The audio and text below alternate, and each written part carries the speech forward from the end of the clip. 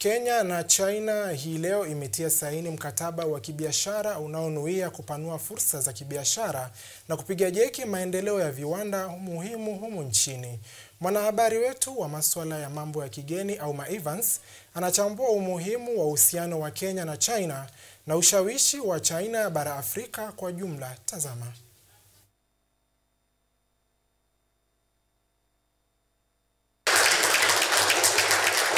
Nia ya China kupenyeza mizizi yake katika bara la Afrika inazidi kushika kasi kila kukicha. Mkutano wa Rais William Ruto na mwenzake wa China Xi Jinping mjini Beijing ukiashiria kuwa huenda ushawishi wa China kibiashara ukaongezeka zaidi barani Afrika.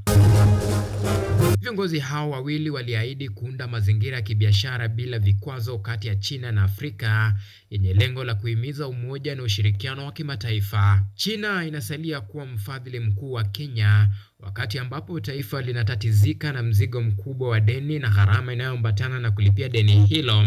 Hata hivyo, maafisa wa Kenya wamekuwa wakishirikiana na wenzao wa Uchina kupata pesa za miradi zaidi pamoja na upanuzi wa reli ya kisasa hadi mpakani Uganda.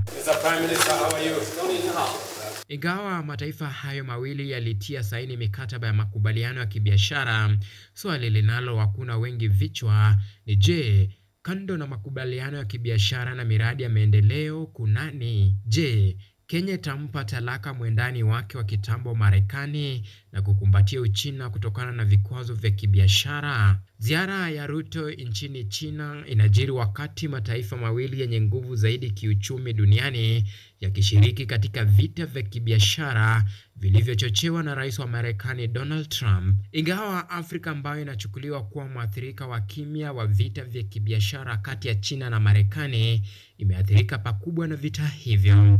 Mnamo Aprili mwaka 2025, Trump aliweka kiwango cha chini cha 10% ya ushuru kwa bidhaa kutoka nchi nyingi za Afrika, huku Kenya ikikabiliwa na kiwango cha 10%, hatua ambayo imechukuliwa na wengi kama chemsha bongo kwa mataifa ya Afrika kutafakari upya uhusiano wao wa kibiashara na Marekani. Auma Evans, runinga ya KU, Nairobi.